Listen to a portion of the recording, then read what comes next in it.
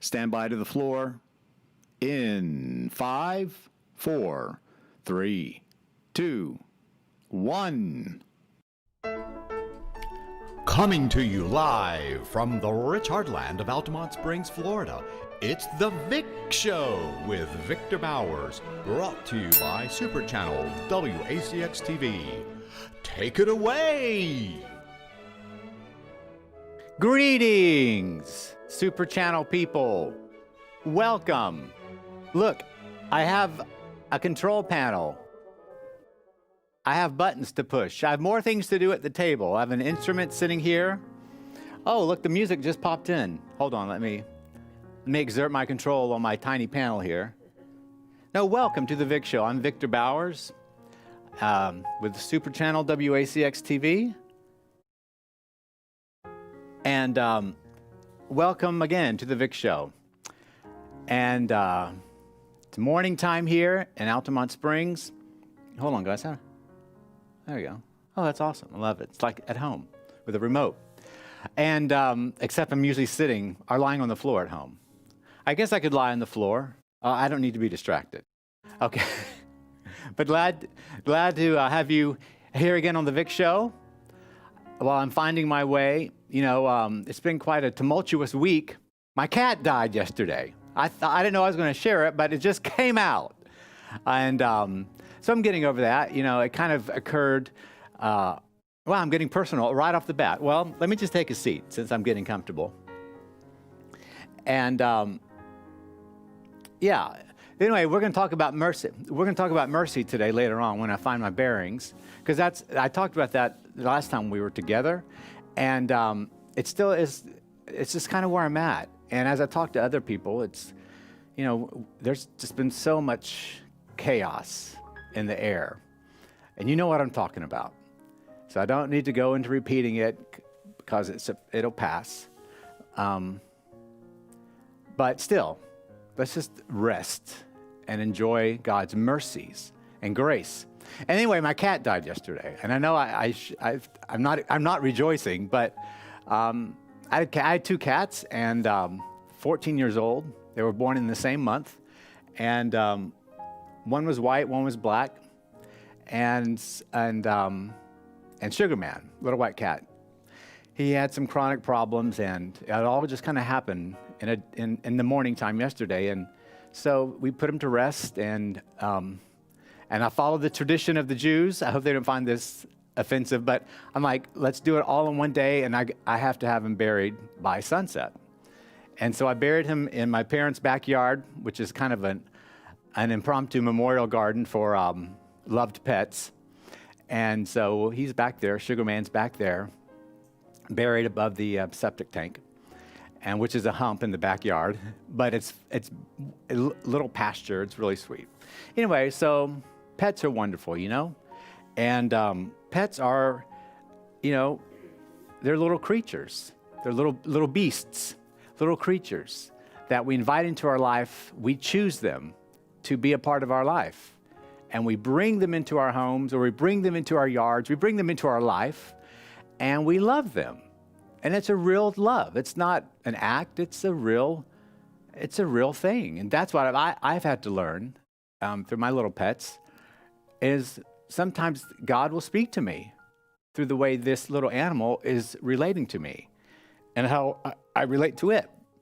And I feel a cry coming on, so I don't want to start crying immediately. But, you know, God will use anything.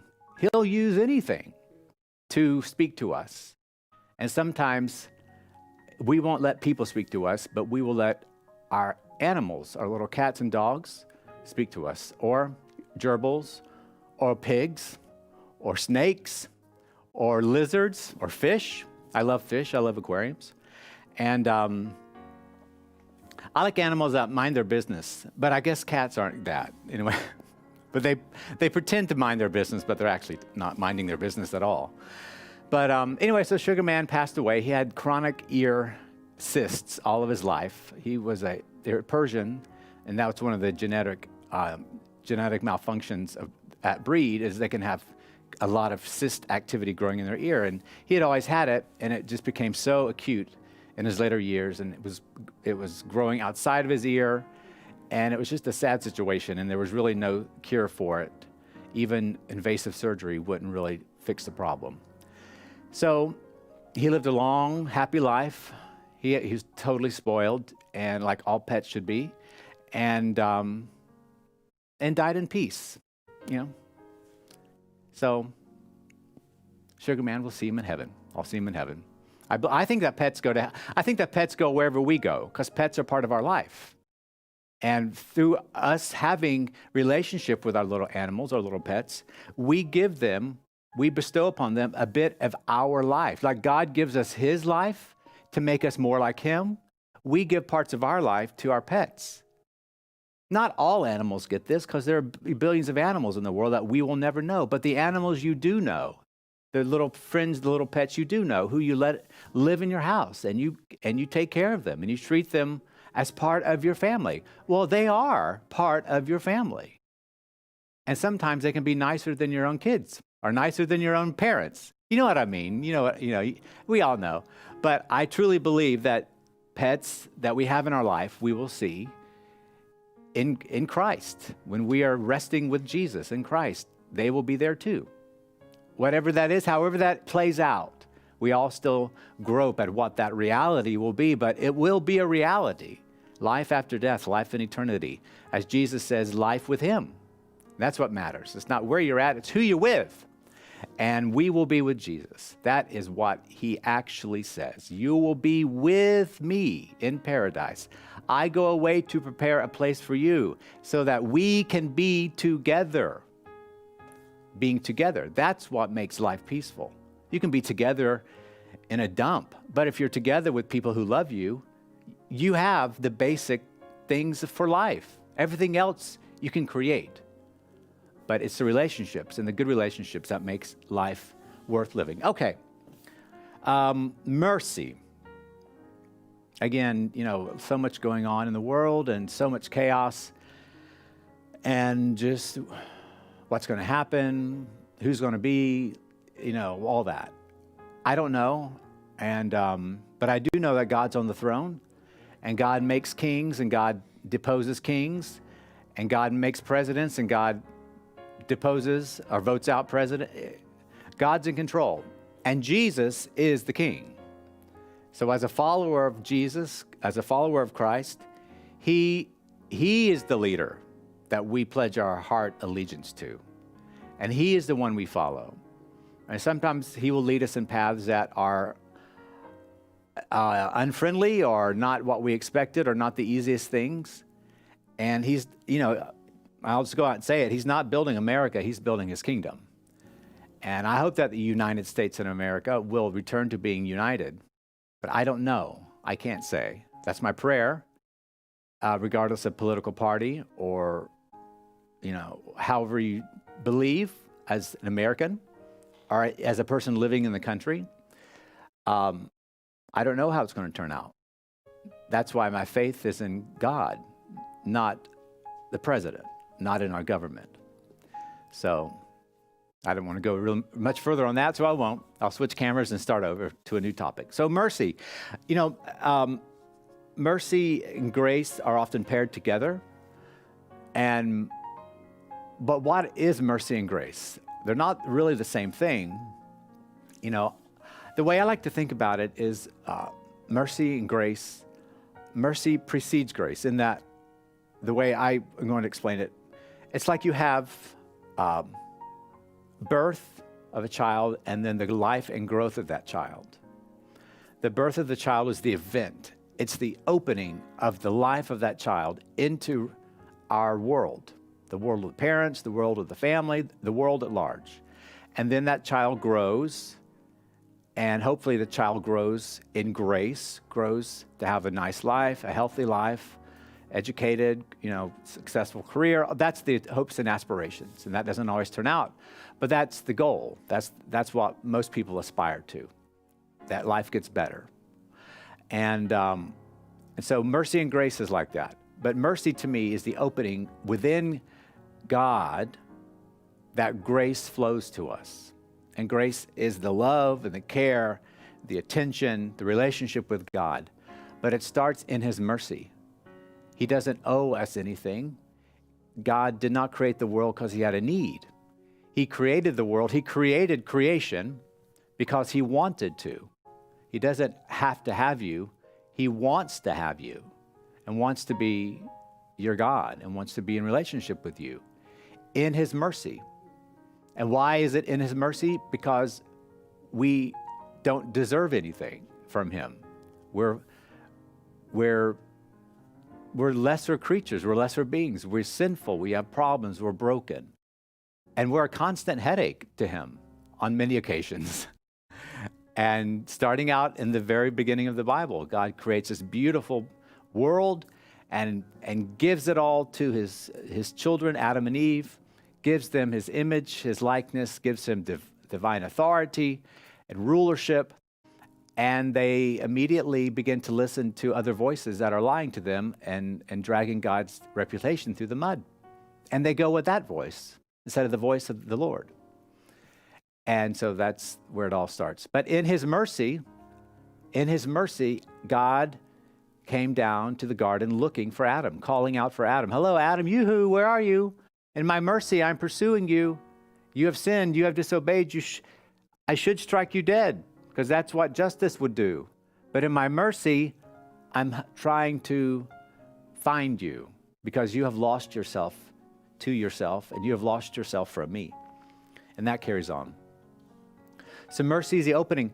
And we need mercy. You know, in the book of Lamentations, which is where I want to go to next, in the Old Testament, the book of Lamentations, written by Jeremiah, a prophet of around 500 to 600 BC. And he was a prophet who was kind of chronicling the demise and destruction and just annihilation of Jerusalem by the Babylonians. And the temple had been destroyed. The people that had survived were being carted off to a foreign country. They were having to leave. They were being forced to leave their homeland, which was part of their identity. And it was the end of their world. Their world existed as Jews. Their world existed around the temple in Jerusalem, around their shared history, around their shared diet, around their shared customs, around their shared faith. They were a group of people that were unlike any other group in the world. And they knew it, and everybody else knew it. And God was very upfront about his special preference for the Jewish nation, over and against every other nation for that time period. And the Jews were the chosen people. They were the one chosen by God to be in relationship with God. And that came with great benefit, but it also came with great demands on God's part.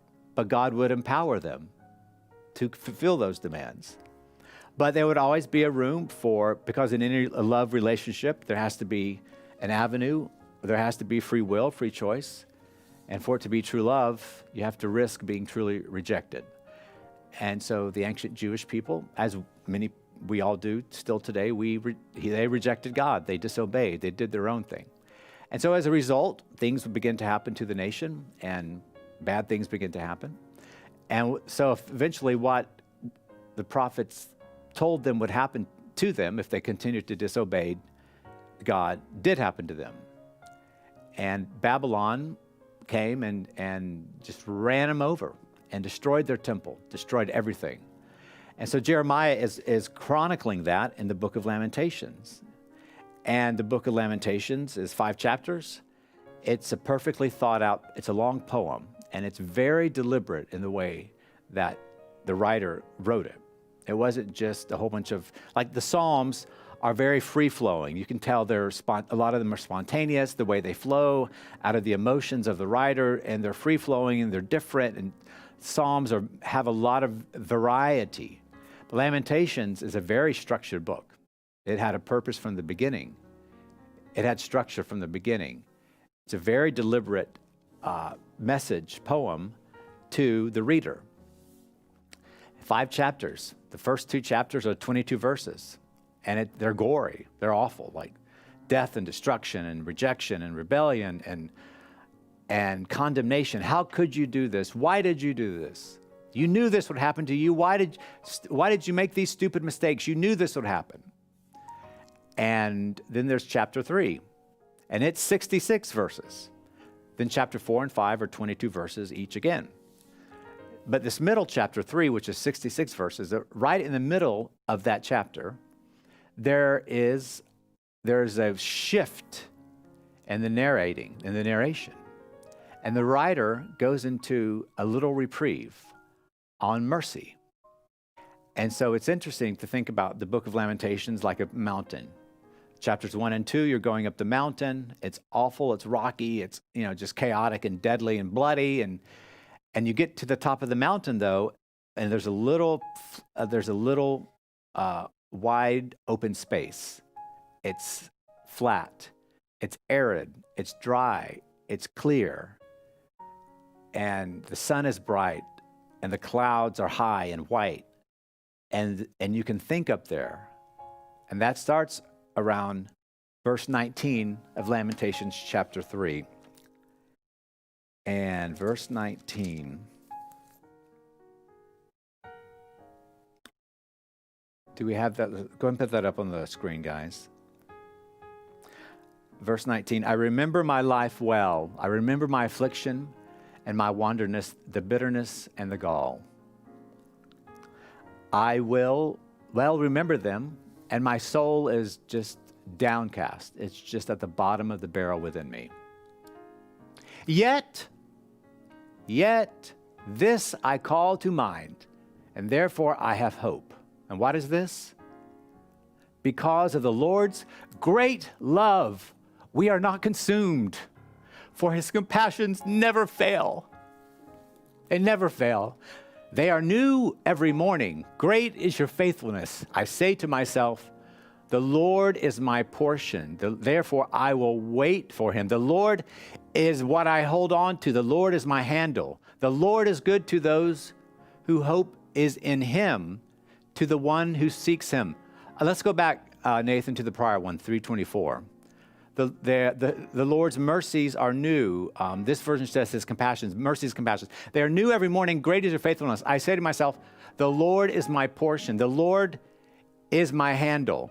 The Lord is the thing I grab onto when I'm when I'm in a hurricane and the waves are high and my house has been blown away and my family, everything is gone. There's no hope, and all there is just water and despair and death at the edge of my shoulders, wanting to push me under.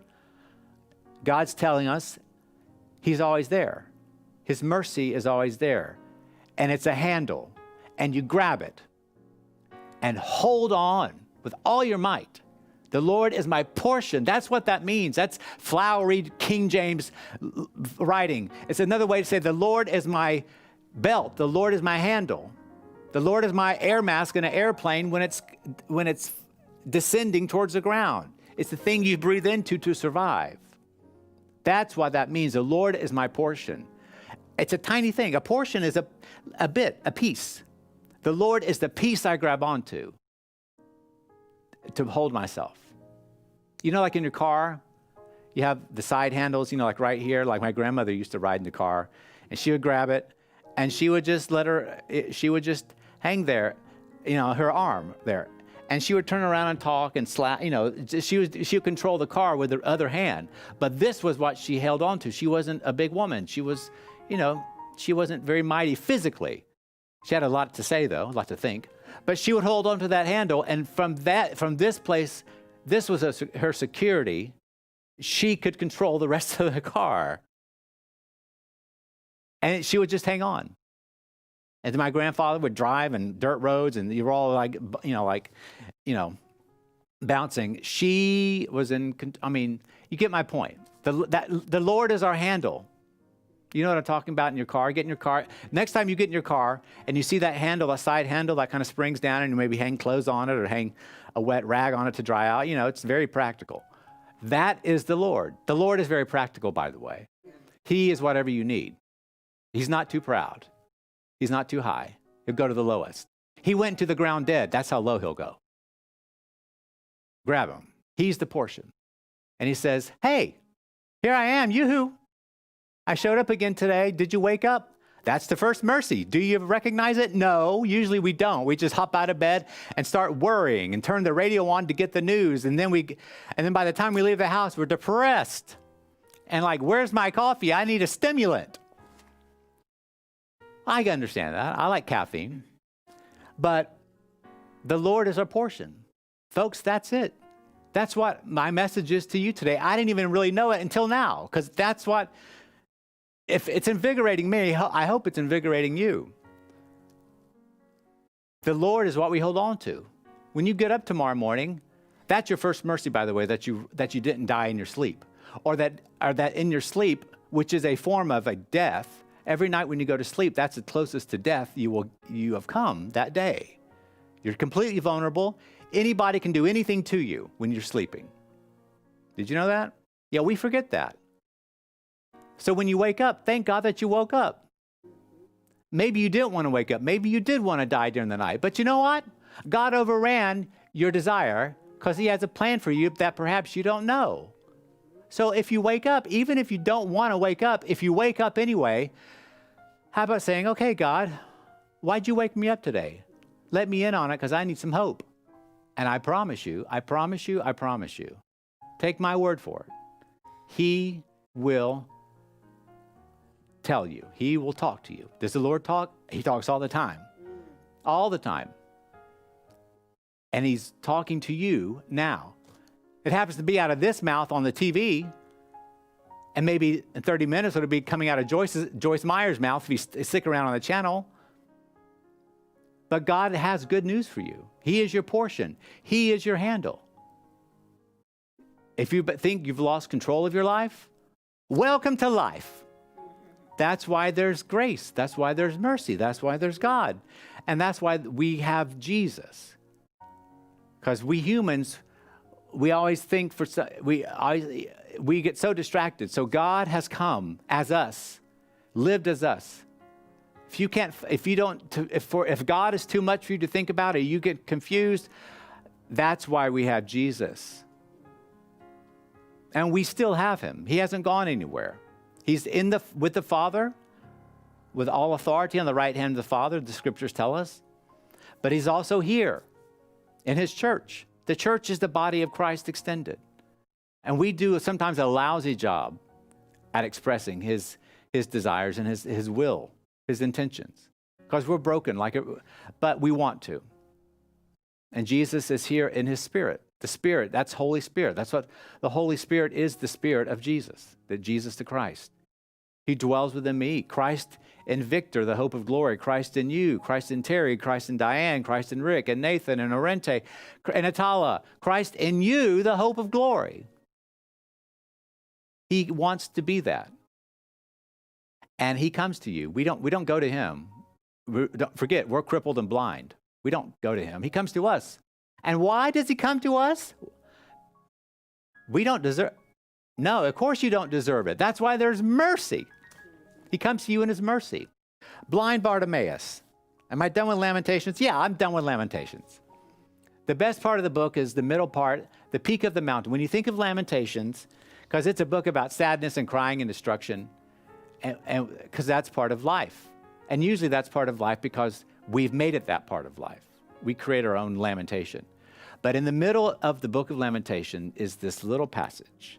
It's a little handle, God's handle, saying, yet I will remember that the Lord's mercies are new every day, and that great is his faithfulness. The Lord is faithful, meaning every word that he has promised you, he delivers on his side. He delivers. And that he delivers mercy every morning, compassion, grace, beauty, love, good feelings, good times, hope. Hope. We need hope. He says, well, I'm delivering that to you every morning, fresh. And don't try to hoard it. We can't hoard it. You can't save up mercy for tomorrow because it's like, the manna in the desert. You ate the children of Israel when they were in the desert. God fed them with manna. What's manna? I don't know. That's what manna is. What is this? What is manna? I don't know. What is it? That's what manna is. Don't ask questions.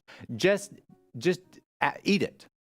That's what the children of Israel were instructed to do. Eat the manna, eat enough, and then be happy, don't try to hoard it for tomorrow because it'll attract worms.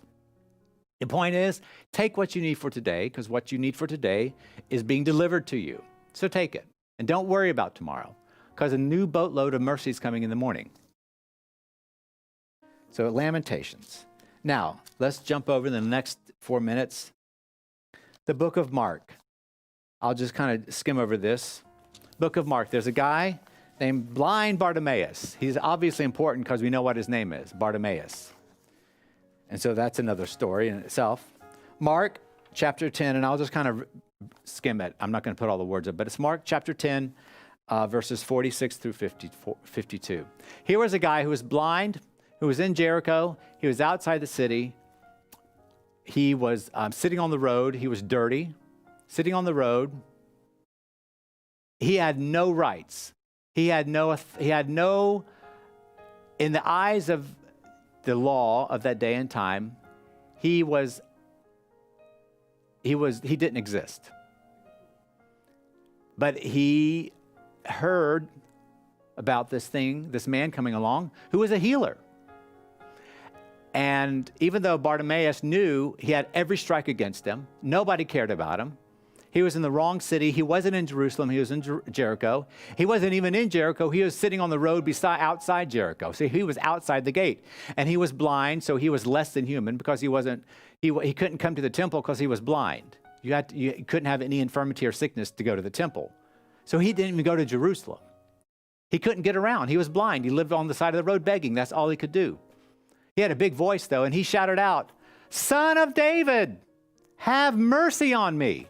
Jesus was way over there. And this guy's sitting on the road. And his friends tell him, he begins to shout, "Son of David, have mercy on me." Many of his friends rebuked him.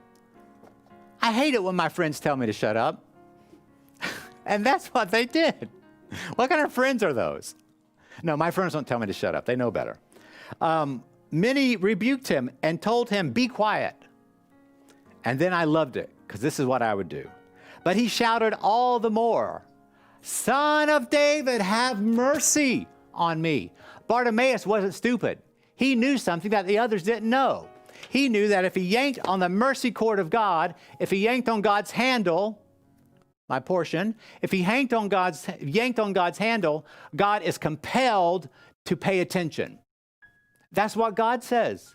It says, if you cry out to me in mercy, I will answer you. That's God's choice. God set it up like that. Why? I don't know. Don't ask the questions. That's not part of the story. The story is blind Bartimaeus called out, and he said the right word because he knew to say the right word because he knew God would respond. Have mercy on me. And Jesus said, call him, bring him to me. So they yanked up Bartimaeus and said, hey, bro, cheer up. The master's calling out to you. Bartimaeus threw his cloak aside, meaning he was throwing his occupation of begging off. That's what that symbol, he was getting rid of his occupation of begging because you had to have a special cloak to signify you could beg. And he threw it off, meaning he was done begging. He was looking forward to a better life. And he jumped to his feet, and they took him to Jesus. And Jesus says, hello, what would you like for me to do for you today? Duh. And Rabbi, I want to see. I want to see, Rabbi. I'm blind, but I want to see. That's impossible. Blind people don't see. But he knew something others didn't know. He had faith in God's mercy. Jesus said, your faith has healed you. Case closed. That's the story. Don't argue with it. Accept it in Mark chapter 10. Bye. Are we done? Okay.